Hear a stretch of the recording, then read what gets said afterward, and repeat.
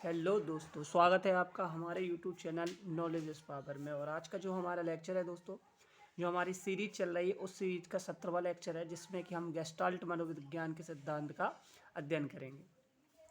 तो अध्ययन करने से पहले दोस्तों बताना चाहूँगा, यदि आपने हमारे चैनल को सब्सक्राइब नहीं किया है तो प्लीज़ सब्सक्राइब करें, बेल आइकन को प्रेस करें, जिससे कि हमारे वीडियो के नोटिफिकेशन आपको प्राप्त होते गए।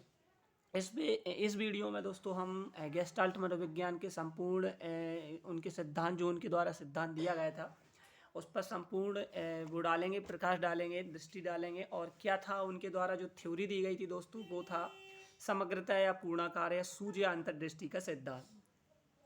गेस्टाल्टवाद कहाँ से थे दोस्तों? तो ये जर्मनी के विद्वान मैक्स वर्दिमर 1912 में इन्होंने ये गेस्टाल्ट शब्द दिया था। गेस्टाल्ट का मतलब ही होता है दोस्तों समग्र और पूर्णाकार। लेकिन अगर लेस्टर एंडरसन की बात करें दोस्तों, तो उन्होंने इसको आकार, पैटर्न या आकृति में डिवाइड करने का सोचा।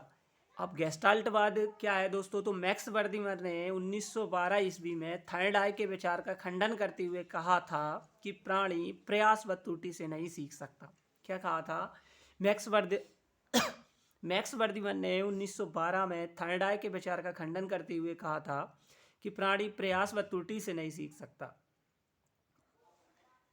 ले तो किससे सीखता है दोस्तों? सूर्य अंतर्दृष्टि से सीखता है। अब यहाँ पे मैं थोड़े से कुछ महत्वपूर्ण बिंदु हैं, उन पर प्रकाश डालना चाहूँगा, फिर हम अपनी वीडियो पर आएंगे दोस्तों। यदि आपसे एग्जाम में पूछा जाए दोस्तों कि गेस्टाल्टवाद के जनक कौन है, तो आपको टिक करना है मैक्स वर्दिमर। और यदि आपसे पूछा जाए दोस्तों कि गेस्टाल्ट प्रयोगकर्ता कौन थे, गेस्टाल्ट का प्रयोग किसने किया था, तो वो किया था दोस्तों कोहलर ने। किसने किया था? कोहलर ने किया था। और सिद्धांत किसने दिया था दोस्तों? तो कुर्तकोफका ने दिया था। गेस्टाल्टवाद के जनक मैक्स वर्दिमर को कहा जाता है, गेस्टाल्ट प्रयोगकर्ता कुर्तकोफका को कहा जाता है, और सिद्धांत प्रस्तुतकर्ता जो थे, सॉरी, प्रयोगकर्ता थे कोहलर और सिद्धांत प्रस्तुतकर्ता थे वो थे कुर्तकोफका, और समर्थनकर्ता थे दोस्तों वो थे कुर्तलेविन। इनके इसके लिए प्रयोगकर्ता अमेरिकी विद्वान वॉल्फगैंग कॉलर थे, जिन्होंने अमेरिकी द्वीप कानेरी पर सुल्तान नामक वनमानुष पर क्या किया था दोस्तों? प्रयोग किए थे।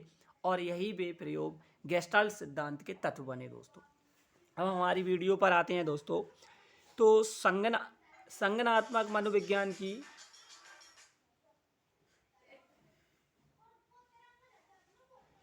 संगनात्मक मनोविज्ञान की एक शाखा, जिसमें संवेदन, प्रत्यक्षीकरण, स्मरण, चिंतन प्रक्रिया के बारे में अध्ययन किया जाता है। संगनात्मक मनोविज्ञान की एक शाखा जिसमें संवेदन, प्रत्यक्षीकरण, स्मरण तथा चिंतन प्रक्रिया के बारे में अध्ययन किया जाता है। मनोविज्ञान में संगनात्मक दृष्टिकोण व्यवहार के उद्देश्य, जानने की प्रक्रिया, समझने की प्रक्रिया तथा तर्क पर जोर देता है। सर्वप्रथम गेस्टाल्ट मनोविज्ञानवादियों ने संगनात्मक मनोविज्ञान के सिद्धांतों एवं विचारों का प्रत्यक्षीकरण, अधिगम तथा चिंतन में प्रयोग किया व इन प्रक्रियाओं की व्याख्या तथा चिंतन में इन प्रक्रियाओं में पारस्परिक संबंधवादी सिद्धांत के विरुद्ध था।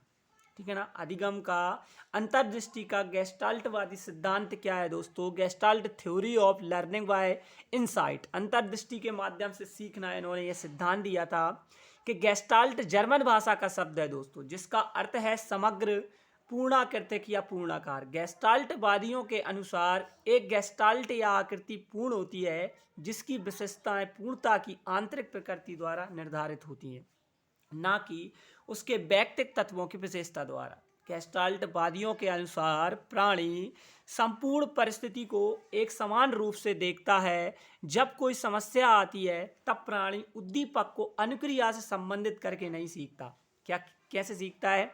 तो यहाँ पर गेस्टाल्टवादियों ने क्या कहा दोस्तों कि जब कोई समस्या बालक के सामने आती है तो प्राणी उद्दीपक को अनुक्रिया से संबंधित करके नहीं सीखता, वरन वह संपूर्ण परिस्थिति को देखकर समस्या का समाधान खोजता है। जिस टाइप से थर्नडाइक ने कहा कि बालक प्रयास एवं त्रुटि के माध्यम से सीखता है, उसी प्रकार पावलोव ने भी यही कहा था। लेकिन स्किनर जब आए तो उन्होंने ये कहा दोस्तों कि प्रयास एवं त्रुटि से नहीं, बल्कि पहले जो स्किनर ने कहा वो ये कहा दोस्तों कि पहले जो बालक है वो अनुक्रिया करता है, अनुक्रिया के माध्यम से उद्दीपक जन्म लेता है और उद्दीपक के कारण ही वे क्या सीखता है दोस्तों, लर्निंग करता है, सीखना प्रारंभ करता है। लेकिन इन्होंने यहाँ पे ये कहा कि वह अनुक्रिया के माध्यम से नहीं सीखता बल्कि संपूर्ण परिस्थिति को देखकर समस्या का समाधान खोजता है। प्राणी समस्या का समाधान अपनी अंतर्दृष्टि अथवा सूझ से खोजता है। सूझ से तात्पर्य क्या है दोस्तों? तो सूझ से तात्पर्य किसी परिस्थिति में विभिन्न पक्षों के बीच संबंधों को देखने तथा परिस्थिति के केंद्रीय भाव को समझ लेने से है। पूरी समस्या है उसको बड़ी दृष्टिकोण से देखना, समझना, उसी को सूझ या अंतर्दृष्टि कहलाती है। सूझ प्रायः अचानक अथवा स्वतः स्फूर्त स्पोनियस ढंग से आती है तथा इसके लिए अभ्यास की आवश्यकता नहीं होती है दोस्तों। क्या इसकी आवश्यकता, अभ्यास की आवश्यकता नहीं होती है दोस्तों।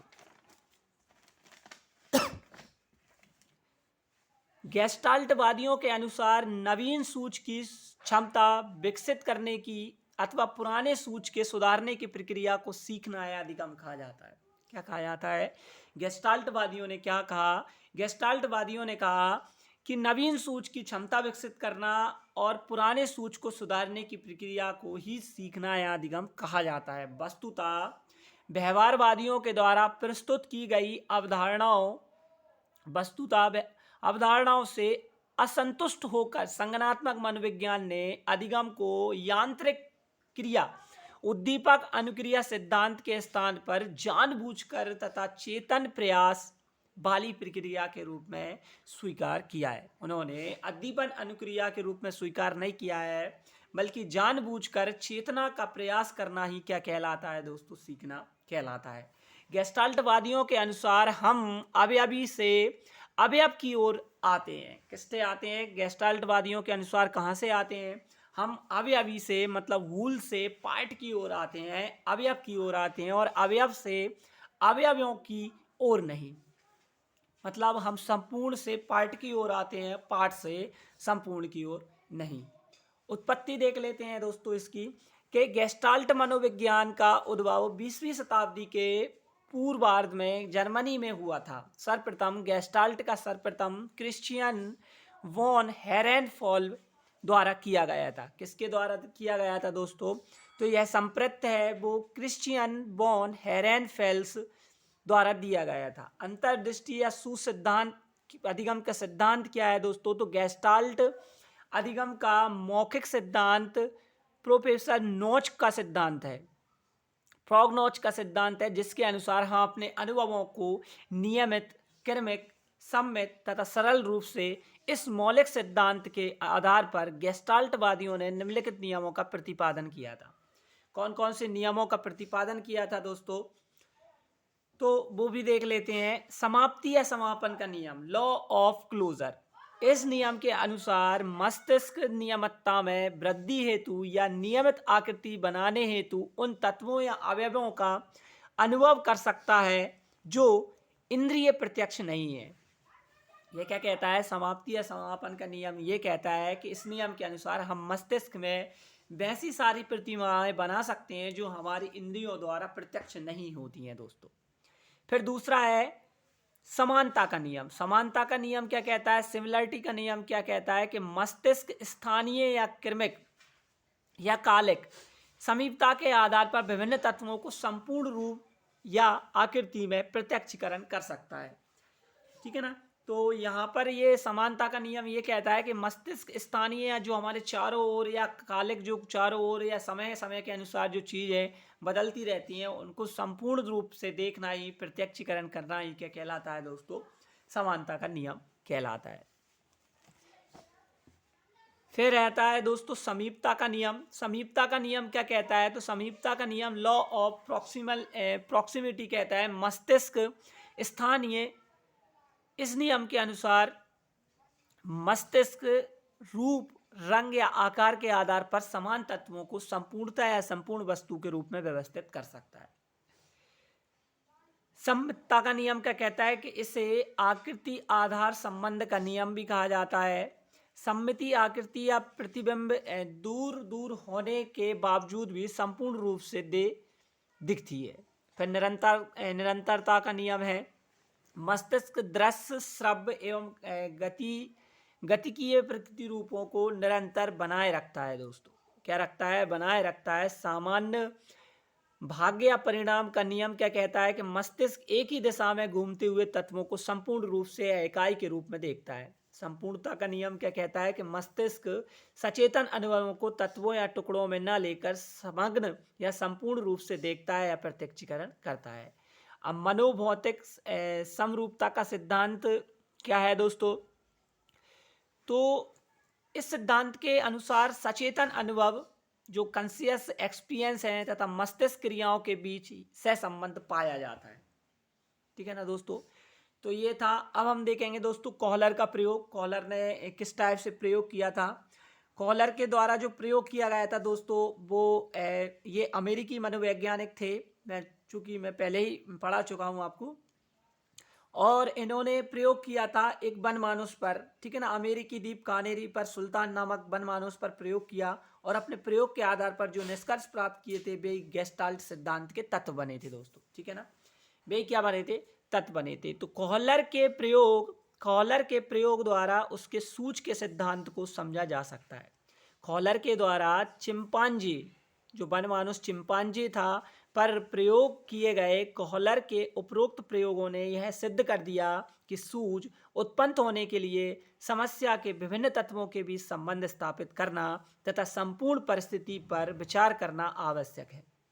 दूसरा निष्कर्ष यह भी निकला कि शुरुआत में समस्या के समाधान हेतु प्रयास एवं त्रुटि विधि का प्रयोग किया गया। ठीक है ना? पहले उन्होंने क्या देखा कि उन्होंने देखा कि प्रयास एवं त्रुटि का भी इसमें प्रयोग होता है, लेकिन ऐसा नहीं है। पहले वो क्या करता है? पहले वो पूरी समस्या को संपूर्ण तरीके से देखता है और अपनी समस्या को क्या करता है दोस्तों? समाधान करने की कोशिश करता है दोस्तों। ठीक है ना? फिर है जिसमें असफल होने पर वह सूझ का प्रयोग करता है। क्या करता है? जिसमें असफल होने पर सूझ का प्रयोग किया गया, परंतु एक बार सूझ सिद्धांत का प्रयोग करने के उपरांत आगे समस्या समाधान में सूझ के प्रयोग की संभावना बढ़ जाती है। अंतर्दृष्टि अधिगम के शैक्षिक निहितार्थ क्या है?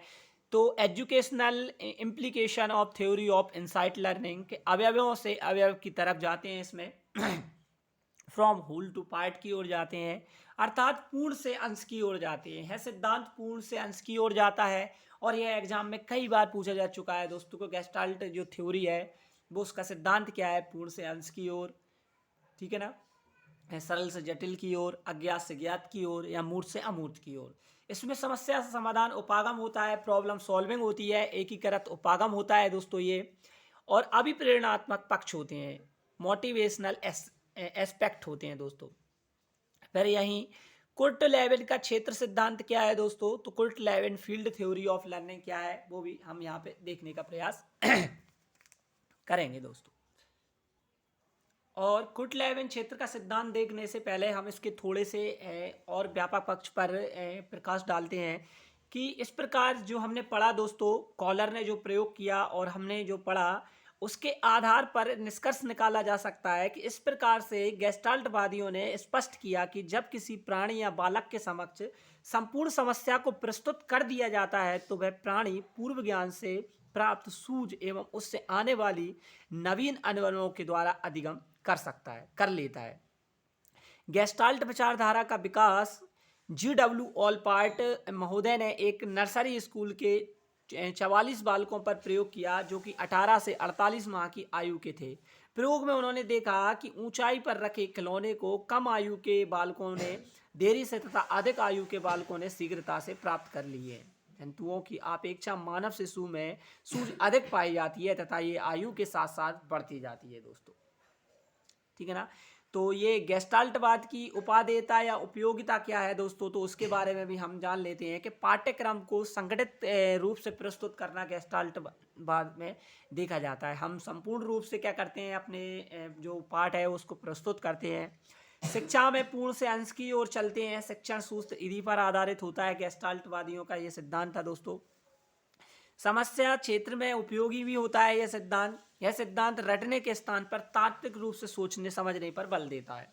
तर्क व चिंतन का विकास होता है इसमें प्रत्येक परिस्थिति में प्राप्त अनुभवों का सदुपयोग करना ही क्या कहलाता है दोस्तों, गेस्टाल्टवाद सिद्धांत बहुत उपयोगी होता है।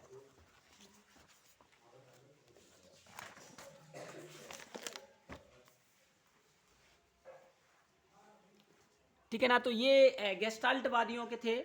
अब हम कुर्ट लेविन क्षेत्र का सिद्धांत देख लेते हैं। कुर्ट लेविन, तो कुर्ट लेविन जो थे दोस्तों वो जर्मनी के विद्वान थे। SOR थ्योरी, लेकिन अमेरिका में रहते हुए अपना सिद्धांत दिया। इसका प्रयास 1916 से 1940 के बीच लगातार रहा। चूंकि ये जर्मनी के विद्वान थे, लेकिन अपना जो प्रयोग दिया था दोस्तों इन्होंने वो अमेरिका में दिया था। अमेरिका में रहते हुए अपना सिद्धांत प्रस्तुत किया था 1916 से 1940 के बीच। इनके सिद्धांत में उन्होंने प्रेक्षणीय एवं वातावरणीय व्यवहार को विशेष महत्व प्रदान किया। क्या दोस्तों, उन्होंने प्रेक्षणीय एवं वातावरणीय व्यवहार को विशेष महत्व प्रदान किया, इसलिए इनका सिद्धांत संगठनात्मक क्षेत्र अधिगम सिद्धांत कहलाता है। क्या कहलाता है दोस्तों, संगठनात्मक क्षेत्र अधिगम सिद्धांत कहलाता है। क्या क्या प्रयोग किया था दोस्तों, तो मैं आपको थोड़ा सा यहाँ पे ब्रीफ में बता देता हूँ कि जो कुर्ट लेविन का प्रयोग था, उन्होंने क्या किया कि कुर्ट लेविन ने एक छोटी बालिका पर प्रयोग किया एवं देखा कि उस बालिका के सामने बार बार रुकावट करने के बाद भी वह तब तक रुकती नहीं है जब तक कि लक्ष्य को प्राप्त करने में सफल नहीं हो जाती। क्या करती हैं ये एक लड़की के आगे कुछ बैरियर रख देते हैं और उसके बाद उस खिलौने रख देते हैं और लड़की से कहते हैं कि जाओ इनको पार करके खिलौनों को प्राप्त करो। तो जो बालिका है वो आगे बढ़ती जाती है, बैरियरों को पार करती जाती है, रुकावटों को पार करती जाती है अपनी सूझबूझ अंतर्दृष्टि से और खिलौनों को प्राप्त कर लेती है। कुर्ट लेविन ने एक छोटी बालिका पर प्रयोग किया था और सफल नहीं हो जाती। जिस प्रकार से बालिका के सामने बाधाएं आने पर भी वह उनका मुकाबला करती हुई निश्चित मंजिल तक पहुंचती है, ठीक उसी प्रकार से सामाजिक वातावरण के धरातल पर व्यक्ति के सामने कठिनाइयां आती हैं। ठीक है ना, लेकिन वह कठिनाइयों को अपनी सूझ व अंतर्दृष्टि के माध्यम से अपनी समस्याओं को समाधान करता जाता है और आगे की ओर बढ़ता जाता है दोस्तों। तो जो एक कुर्ट लेविन का क्षेत्र सिद्धांत है कि कुर्ट लेविन एक जर्मन मनोविज्ञान थे। इन्होंने पावलोव, स्किनर आदि से अलग हटकर व्यक्ति के व्यवहार की व्याख्या की, उनके जीवन क्षेत्र के आधार पर किया। व्याख्या किस पर किया, उनके जीवन क्षेत्र के आधार पर किया, जो कि मैं आपको पहले ही बता चुका हूं कि उन्होंने यह प्रयोग एक बालिका पर किया था। और उनने क्या किया कि बालिका को के सामने एक खिलौना रख दिया और खिलौना रखने के पास दोस्तों उन्होंने उसके सामने कई प्रकार की रुकावटें डाली, लेकिन वह भी फिर भी ना घबराई और उन रुकावटों को पार करते हुए अंतर्दृष्टि और अपनी सूझ का प्रमाण देते हुए उस खिलौनों को क्या कर लेती है दोस्तों, प्राप्त कर लेती है। उसी प्रकार उन्होंने यह कहा कि जब एक बालिका यह कर सकती है तो संपूर्ण मानव जगत जो बालक होते हैं वो उसी प्रकार सीखते हैं, अपनी सूझ व अंतर्दृष्टि का प्रयोग करते हैं और अपनी कठिनाइयों को पार कर मंजिल तक पहुंच जाते हैं। एक व्यक्ति का जीवन क्षेत्र उसके मनोवैज्ञानिक बलों पर निर्भर करता है। इसमें व्यक्ति, उसकी ज़रूरतें, तनाव, विचार तथा उसका वातावरण आते हैं। मैंने कहा का नाम कि उन्होंने ये जो सिद्धांत दिया था दोस्तों वो प्रेक्षणीय एवं वातावरणीय व्यवहार को विशेष महत्व प्रदान करता है। क्या करता है, विशेष महत्व प्रदान करता है। लेकिन तो दोस्तों हम कुर्ट लेविन क्षेत्र का सिद्धांत नेक्स्ट वीडियो में पढ़ेंगे। ठीक है ना, आज इतना ही रहने देते हैं। तो थैंक यू, धन्यवाद, मिलेंगे नेक्स्ट लेक्चर में।